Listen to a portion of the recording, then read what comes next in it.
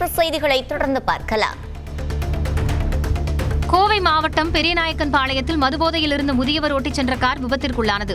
கவுண்டம்பாளையத்தைச் சேர்ந்த மயில்சாமி என்ற முதியவர் மதுபோதையில் காரை தாறுமாறாக ஓட்டிச் சென்றார். திடீரென கட்டுப்பாட்டை இழந்த கார் சாலையில் சென்ற இருசக்கர வாகனங்கள் மீது மோதியது. இதில் 3 பேர் தூக்கி வீசப்பட்டு படுகாயமடைந்தனர். காரை ஓட்டி வந்தவரும் காயமடைந்த நிலையில் அவர் கைது செய்யப்பட்டார்.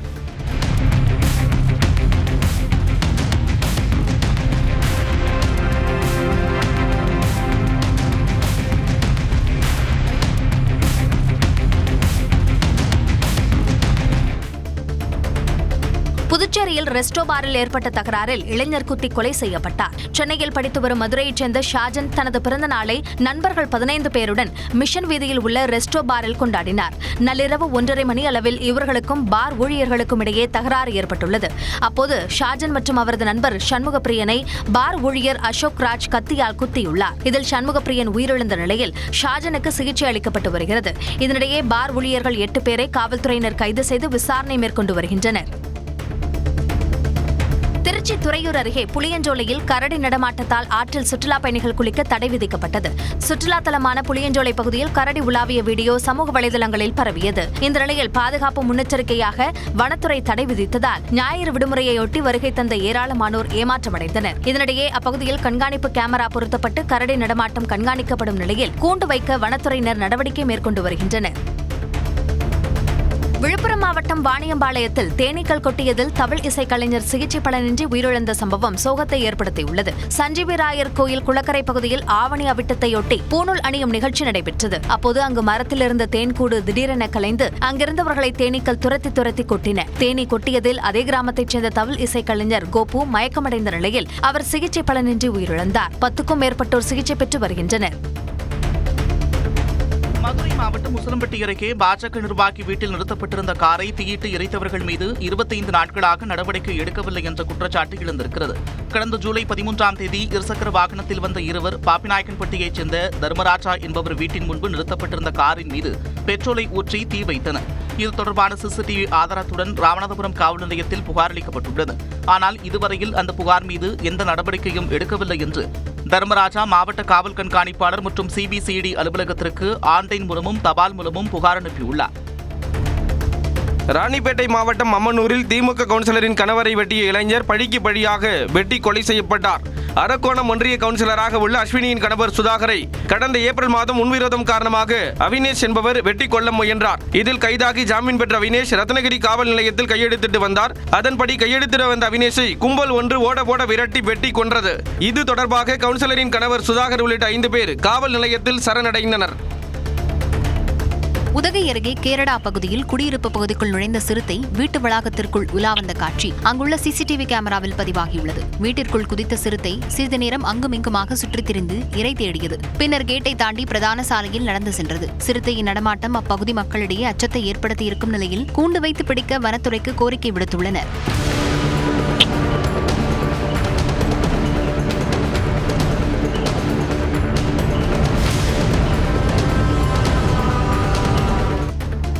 தேனி மாவட்டம் வடபுதுப்பட்டியில் கோயில் திருவிழாவில் தலையில் தேங்காய் உடைத்து பக்தர்கள் நேர்த்திக்கடன் செலுத்தினர். மகாலட்சுமி சென்னப்பன் கோயிலில் ஆண்டு திருவிழா விமர்சையாக நடைபெற்றது. இதில் முக்கிய நிகழ்வாக தலையில் தேங்காய் உடைத்தும் பூசாரியிடம் சாட்டையடி வாங்கியும் பக்தர்கள் நேர்த்திக்கடனை செலுத்தினர். இந்த திருவிழாவில் தேனி மாவட்டம் மட்டுமின்றி திண்டுக்கல், மதுரை, கரூர் உள்ளிட்ட பல்வேறு மாவட்டங்களைச் சேர்ந்த ஏராளமான பக்தர்கள் கலந்து கொண்டு சாமி தரிசனம் செய்தனர்.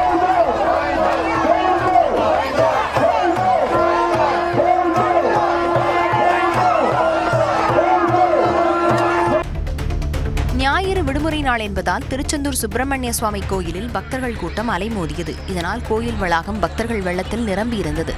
நாழிக்கிணறு மற்றும் கடலில் நீராடி சுமார் 6 மணி நேரம் வரிசையில் காத்திருந்து பக்தர்கள் முருகனை வழிபட்டனர். இலவச திட்டங்கள் குறித்த வாக்குறுதிகள் இல்லாத தேர்தல் அறிக்கையை தயாரிக்க தமிழக வெற்றிக் கழகம் முடிவு செய்திருப்பதாக தகவல் வெளியாகியிருக்கிறது. 2026 சட்டமன்ற தேர்தலுக்கான தேர்தல் அறிக்கை தயாரிப்பு குழுவை அமைக்க தாவேக தலைவர் விஜய் திட்டமிட்டுள்ளார். மக்களை நேரில் சந்தித்து தேர்தல் அறிக்கையில் இடம்பெற வேண்டிய அம்சங்கள் குறித்து கேட்டறிய கட்சி நிர்வாகிகளுக்கு அவர் உத்தரவிட்டுள்ளார்.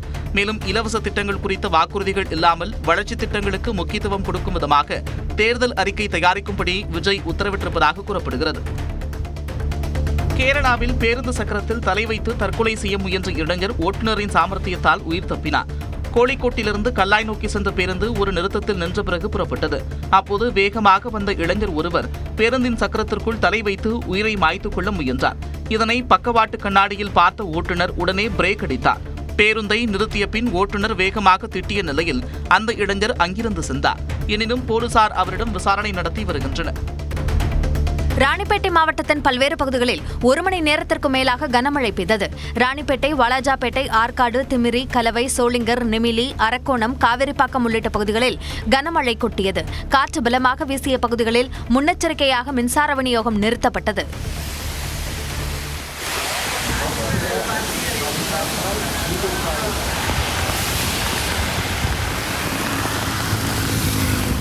பலத்த காற்றுடன் பெய்த கனமழையால் ஈரோடு மாவட்டம் அந்தியூர் அருகே தற்காலிக குதிரை செட் சரிந்து விழுந்தது. புதுப்பாளையத்தில் உள்ள குருநாத சுவாமி திருக்கோயிலில் குதிரை சந்தைக்காக இரும்பு தகரத்துடன் கூடிய தற்காலிக செட் அமைக்கப்பட்டிருந்தது. சனிக்கிழமை மாலை பலத்த காற்றுடன் கூடிய கனமழை பெய்தபோது இந்த செட் தாக்குப்பிடிக்காமல் சரிந்து விழுந்தது. அப்போது அங்கு நின்றிருந்த குதிரை நல்வாய்ப்பாக உயிர் தப்பியது.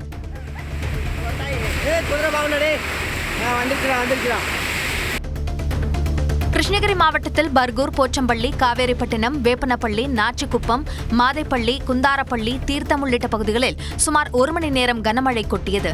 தாழ்வான பகுதிகளில் மழைநீர் பெருக்கெடுத்து ஓடியது. வேலூர் மாவட்டத்தில் மழையால் சாலையோர பள்ளங்களில் தேங்கிய சேரும் சகதியுமான தண்ணீரில் ஆபத்தை உணராமல் சிறுவர்கள் ஆட்டம் போட்டு மகிழ்ந்தனர்.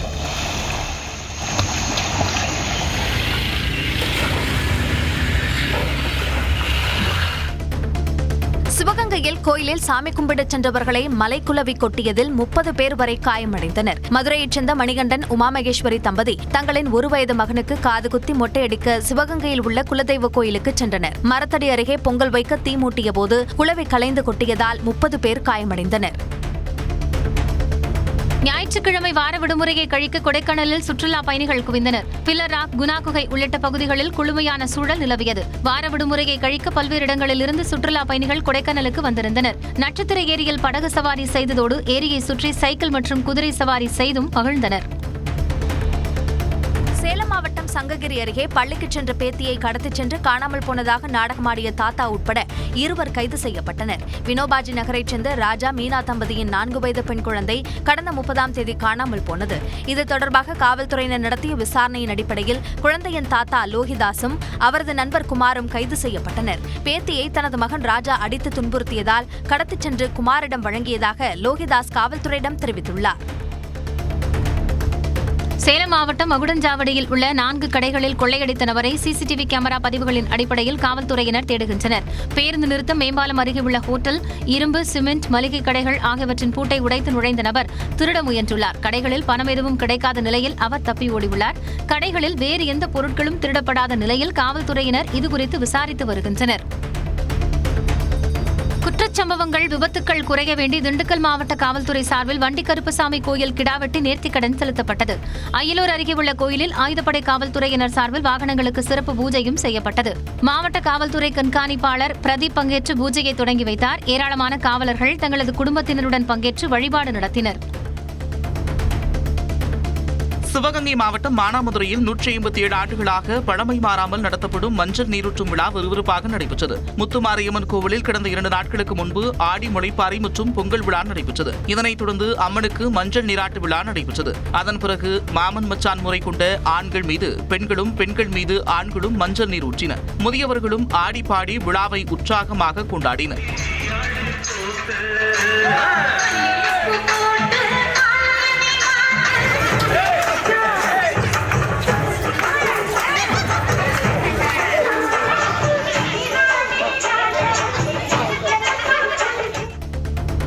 கேரள மாநிலம் மலப்புரம் கொண்டோட்டியில் சாலையில் சென்று கொண்டிருந்த பேருந்து திடீரென தீப்பற்றி எரிந்ததால் பரபரப்பு ஏற்பட்டது. பாலக்காடு கோழிக்கோடு வழித்தடத்தில் இயக்கப்பட்ட பேருந்தில் திடீரென புகை வெளியானதால் ஓட்டுநர் தானியங்கி கதவை திறக்க முயன்றிருக்கிறார். ஆனால் திறக்காத நிலையில் கதவை உடைத்த ஓட்டுநர் பயணிகளை வெளியேற்றி தானும் வெளியே குதித்தார். இந்நிலையில் பேருந்தில் தீப்பற்றி மளமளவென பரவியது. முதற்கட்ட விசாரணையில் மின்கசிவு காரணமாக பேருந்தில் தீப்பிடித்தது தெரியவந்திருக்கிறது.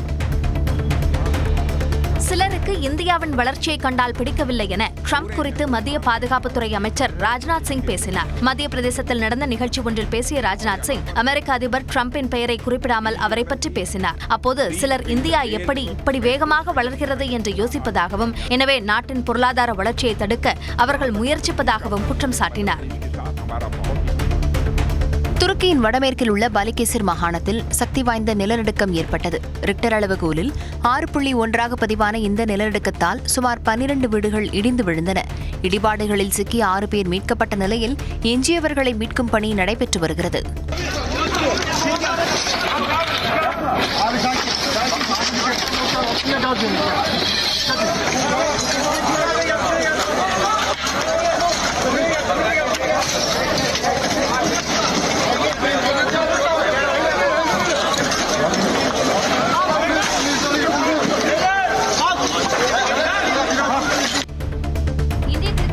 முன்னாள் கேப்டன் ரோஹித் சர்மா தான் தனது ரோல் மாடல் என சஞ்சு சாம்சன் தெரிவித்துள்ளார். ரவிச்சந்திரன் அஸ்வினுடன் பாட்காஸ்டில் பங்கேற்ற சஞ்சு சாம்சன் ரோஹித் சர்மாவை பார்த்து நிறைய கற்றுக்கொண்டதாக கூறினார். ரோஹித் சர்மா விளையாடுவதை பார்த்தால் உற்சாகமாக இருக்கும் என்றும் அவர் தெரிவித்தார். வைபவ் சூரியவன்ஷி குறித்து பேசிய சஞ்சு சாம்சன் அவர் அடிக்கும் ஷாட்களின் தரம் தன்னை வியக்க வைத்ததாக தெரிவித்தார். வேர்களை தேடி திட்டத்தின் கீழ் 14 நாடுகளைச் சேர்ந்த 98 மாணவ மாணவிகள் கீழடி அருங்காட்சியகத்தை கண்டு ரசித்தனர். மலேசியா, சிங்கப்பூர், கனடா, இலங்கை உள்ளிட்ட நாடுகளைச் சேர்ந்த புலம்பெயர்ந்த தமிழக மாணவ மாணவியர் 99 பேர் உட்பட மொத்தம் 120 பேர் தமிழ்நாடு சுற்றுலா வளர்ச்சிக் கழகம் சார்பாக தமிழகத்தின் பல்வேறு பகுதிகளை நேரில் பார்வையிட்டு வருகின்றனர். கீழடி அருங்காட்சியகத்தில் தமிழர்களின் தொன்மையான வாழ்வியல் பொருட்களை கண்டு வியந்தனர். எமர்ஜென்சி காலத்தில் ஊழலுக்காக திமுக ஆட்சி கலைக்கப்பட்டதாக எடப்பாடி பழனிசாமி விமர்சித்திருந்த நிலையில் ஊழலுக்கே பிறப்பிடம் அதிமுக தான் என திமுக அமைப்பு செயலாளர் RS பாரதி பதிலடி கொடுத்துள்ளார். காமராஜரை கைது செய்யாதது காரணமாக, அந்த கோபத்தின் காரணமாகத்தான் எங்கள் ஆட்சியை இந்திரா காந்தி அம்மையார் கலைத்தாரை ஒழிய ஊழலுக்காக அல்ல என்பதை எடப்பாடி புரிந்து கொள்ள வேண்டும். புதுக்கோட்டை அடுத்த பொற்பனைக்கோட்டை முனீஸ்வரர் கோயில் ஆடித்திருவிழாவில் யார் பூஜை நடத்துவது என்று கோயில் பூசாரிகளுக்குள் தகராறு ஏற்பட்டது. இரு தரப்பினருக்கும் இடையே வாக்குவாதம் முற்றி தள்ளுமுள்ளு உருவானது.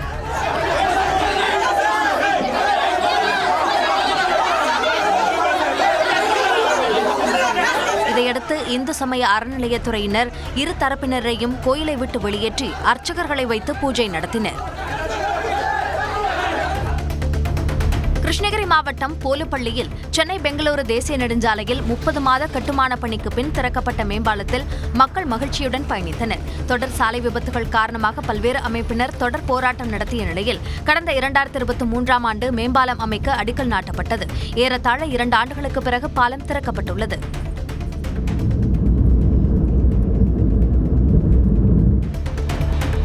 தருமபுரியில் கிங்டம் திரைப்படத்திற்கு எதிர்ப்பு தெரிவித்து நாம் தமிழர் கட்சியினர் திரையரங்கிற்குள் நுழைந்து போராட்டத்தில் ஈடுபட்டதால் பரபரப்பு ஏற்பட்டது. திரைப்படம் ஓடும்போதே போராட்டத்தில் ஈடுபட்டவர்களை காவல்துறையினர் வெளியேற்றி பேச்சுவார்த்தை நடத்திய போது வாக்குவாதத்தில் ஈடுபட்டனர். பின்னர் கிங்டம் திரைப்படம் ஒளிபரப்பப்பட மாட்டாது என திரையரங்க நிர்வாகம் அறிவித்ததை அடுத்து போராட்டக்காரர்கள் கலைந்து சென்றனர்.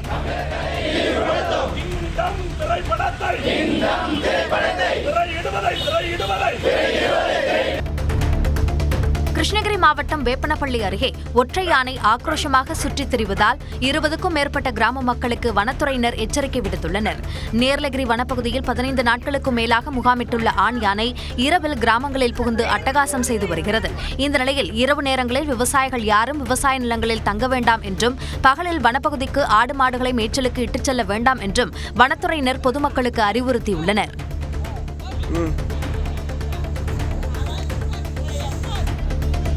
விழுப்புரம் அருகே ஊராட்சி மன்ற முன்னாள் தலைவர் தற்கொலைக்கு காரணமானவர்கள் மீது நடவடிக்கை எடுக்க வலியுறுத்தி உறவினர்கள் சாலை மறியலில் ஈடுபட்டதால் போக்குவரத்து பாதிக்கப்பட்டது. கோனூர் கிராமத்தைச் சேர்ந்த ஜனா ஸ்ரீபதி என்பவர் தனது நிலத்தை வைத்து மோசடி செய்யப்பட்ட விரக்தியில் தற்கொலை செய்து கொண்டார். இந்த நிலையில் திருக்கோவிலூர் சாலையில் இந்திரா நகர் பகுதியில் உறவினர்கள் மறியலில் ஈடுபட்டனர். பேச்சுவார்த்தையின் போது காவல்துறையினருடன் அவர்கள் வாக்குவாதம் செய்த நிலையில் நடவடிக்கை எடுப்பதாக கூறி சமாதானப்படுத்தி அனுப்பி வைத்தனர்.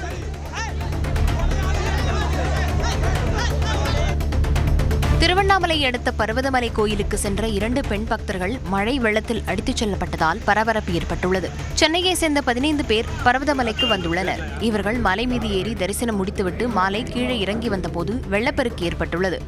நீரோடையை கடக்க ஒருவரை ஒருவர் கைகோர்த்து சென்றபோது தங்க தமிழ்ச்செல்வி, இந்திரா ஆகியோர் வெள்ளத்தில் அடித்துச் செல்லப்பட்டனர். அவர்களை வனத்துறையினர் தேடி வருகின்றனர். சென்னையில் போராட்டத்தில் ஈடுபட்டுள்ள துப்புரவு பணியாளர்களை மார்க்சிஸ்ட் கம்யூனிஸ்ட் கட்சியின் மாநில செயலாளர் சண்முகம் நேரில் சந்தித்து ஆதரவு தெரிவித்தார். அப்போது தொழிலாளர்களின் நியாயமான கோரிக்கைகளை நிறைவேற்ற அரசு முன்வர வேண்டும் என்று சண்முகம் வலியுறுத்தினார். தொழிலாளர்களுடைய நியாயமான கோரிக்கை தீர்ப்பதற்கான முறையில் அரசின் தரப்பிலிருந்து உரிய முயற்சிகள் மேற்கொள்ளப்பட வேண்டும் என்பதைத்தான் நாங்கள் வற்புறுத்துறோம்.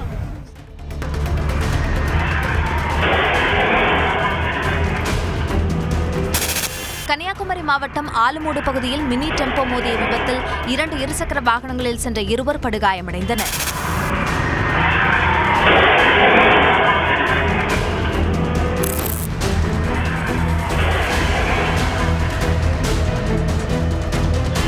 சாலை பிரிவில் திரும்பிய இருசக்கர வாகன ஓட்டி ஜூலியன் மீது மினி டெம்போ மோதியதில் அவர் தூக்கி வீசப்பட்டார்.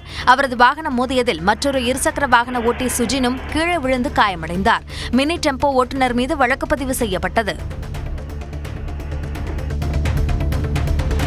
மதுரை மாவட்டம் கருப்பாயூரணி அருகே சாலையோரத்தில் விளையாடிக் கொண்டிருந்த ஆஷிக் ராஜா என்ற 3 வயது குழந்தை நீர் தேங்கிய குட்டையில் தவறி விழுந்து உயிரிழந்தது.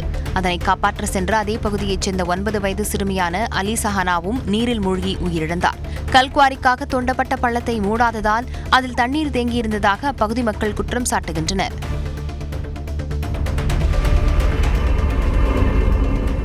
IAF responded with precision, speed and resolve. Operation சிந்தூரில் பாகிஸ்தான் ராணுவ நிலைகள் மற்றும் தீவிரவாத முகாம்களை தாக்கிய வீடியோவை இந்திய விமானப்படை வெளியிட்டுள்ளது. ஆபரேஷன் சிந்தூரில் பாகிஸ்தான் ராணுவத்தின் 5 போர் விமானங்கள் உட்பட 6 விமானங்களை தாக்கியதாக இந்திய விமானப்படை தளபதி AP சிங் தெரிவித்திருந்த நிலையில் வீடியோ வெளியிடப்பட்டுள்ளது.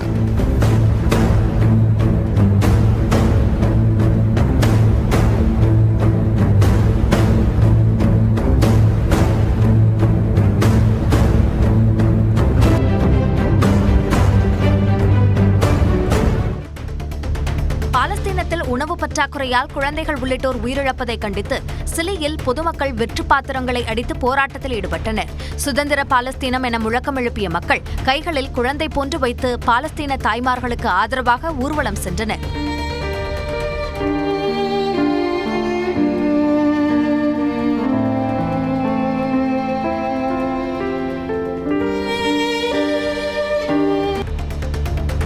இரண்டாம் உலகப் போரில் ஜப்பானை வெற்றி கண்டதன் 80வது ஆண்டு விழாவை முன்னிட்டு சீன வீரர்கள் அணிவகுப்பு ஒத்திகையில் ஈடுபட்டனர். செப்டம்பர் 3ஆம் தேதி வெற்றி கொண்டாட்ட விழா நடைபெறும் நிலையில் பீஜிங்கில் 22,000 பேர் திரண்டு பிரம்மாண்ட ராணுவ ஒத்திகையில் ஈடுபட்டனர். 暨世界反法西斯战争胜利80周年大会第1次综合演练，约2.2万人参加演练及现场保障工作。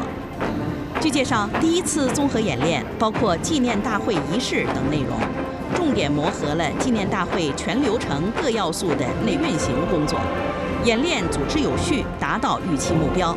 北京市有关方面表示，本次演练活动顺利完成，衷心感谢广大市民群众的理解支持。 தென்னாப்பிரிக்காவுக்கு எதிரான முதலாவது T20 கிரிக்கெட் போட்டியில் ஆஸ்திரேலியா 17 ரன்களில் வெற்றி பெற்றது. ஆஸ்திரேலியாவின் டார்வின் நகரில் நடைபெற்ற போட்டியில் முதலில் விளையாடிய ஆஸ்திரேலியா டிம் டேவிட் அதிரடியால் 178 ரன்களை குவித்தது. அடுத்து விளையாடிய தென்னாப்பிரிக்கா சீரான இடைவெளியில் விக்கெட்டுகளை பறிகொடுத்த நிலையில் 20 ஓவர்களின் முடிவில் 9 விக்கெட்டுகள் இழப்பிற்கு 161 ரன்கள் மட்டுமே எடுத்து தோல்வியடைந்தது. கோவையில் நடைபெற்ற மாநில அளவிலான பாரா டேபிள் டென்னிஸ் போட்டியில் மாற்றுத்திறனாளி வீரர்கள் கலந்து கொண்டு அசத்தலாக விளையாடினர். ஆடவர், மகளிர் என 2 பிரிவுகளில் ஏராளமான பிரிவுகளின் கீழ் பல்வேறு சுற்றுகள் நடத்தப்பட்டு வெற்றியாளர்களுக்கு பரிசுகள் வழங்கப்பட்டன.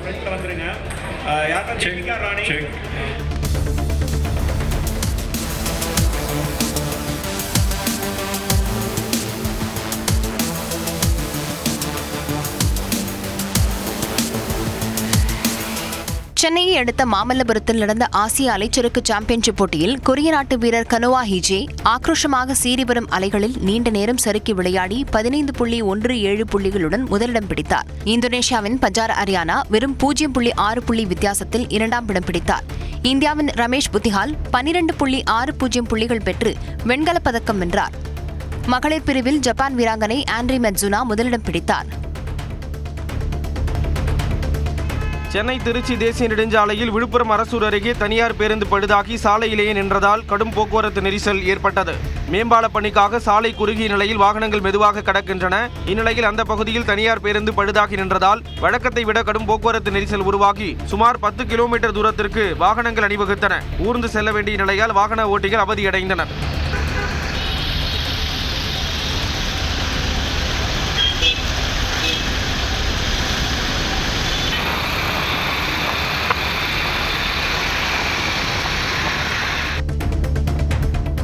தருமபுரி மாவட்டம் கடத்தூரில் பாமக நிர்வாகி செந்தில் எழுதிய திரும்பி பார்க்கும் என்ற புத்தகத்தை பசுமை தாயகம் அமைப்பின் தலைவர் சௌமியா அன்புமணி வெளியிட்டார். நிகழ்ச்சியில் பேசிய முன்னாள் எம்எல்ஏ வேலுச்சாமி, பாமகவில் ஏற்பட்டுள்ள குழப்பத்திற்கு கௌரவ தலைவர் ஜி கே மணிதான் காரணம் என்று பகிரங்கமாக குற்றம் சாட்டினார்.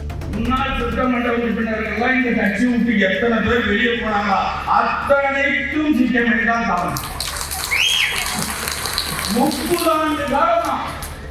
30 ஆண்டு காலமா இந்த கட்சிக்கு செய்தது அத்தனையும் துரோகம். விழுப்புரம் மாவட்டம் செஞ்சி அருகே மர்ம விலங்கு கடித்து 45 ஆடுகள் உயிரிழந்தது அப்பகுதியில் பெரும் அதிர்ச்சியை ஏற்படுத்தியுள்ளது. கொங்கரப்பட்டு கிராமத்தில் பிரகாஷ் என்பவர் ஆட்டுப்பட்டி அமைத்து 100க்கும் மேற்பட்ட ஆடுகளை வளர்த்து வந்தார். இந்நிலையில் இரவில் ஆட்டுப்பட்டியில் புகுந்த மர்ம விலங்கு கடித்து குதறியதில் 43 செம்மறி ஆடுகள் 2 வெள்ளாடுகள் உயிரிழந்தன. 15 ஆடுகள் காயமடைந்துள்ளன. வனத்துறையினர் அப்பகுதியில் ஆய்வு செய்து தடயங்களை சேகரித்த நிலையில் காவல்துறையினர் விசாரணை மேற்கொண்டுள்ளனர்.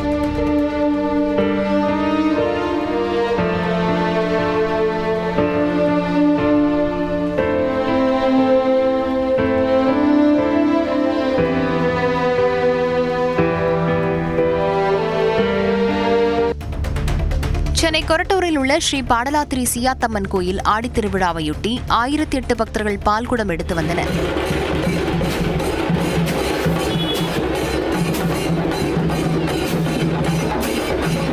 தொடர்ந்து சிவலிங்கபுரம் ஸ்ரீ சுந்தர விநாயகர் சிவலிங்கேஸ்வரர் ஆலயத்திலிருந்து முருக பக்தர்களுக்கு வேல் தரிப்பும் முருகப்பெருமான் திருத்தேர் திருவீதி உலாவும் நடைபெற்றது. RX 100 இருசக்கர வாகனத்தில் அலங்கரிக்கப்பட்ட உற்சவர் முருகர், பிஸ்கட், கூல்ட்ரிங்க்ஸ் போன்ற தின்பண்டங்களால் அலங்கரிக்கப்பட்ட அம்மன் போன்றவை பக்தர்களின் கண்களுக்கு விருந்தாக அமைந்தன. நேபாளத்தில் 3ஆம் பாலினத்தவர்களின் சுயமரியாதை பேரணி வெகு சிறப்பாக நடைபெற்றது. தலைநகர் காத்மண்டுவில் 3ஆம் பாலினத்தவர்கள் வானவில் வண்ண கொடிகளை சுமந்து கொண்டு ஆட்டம் பாட்டத்துடன் ஊர்வலமாக சென்றனர்.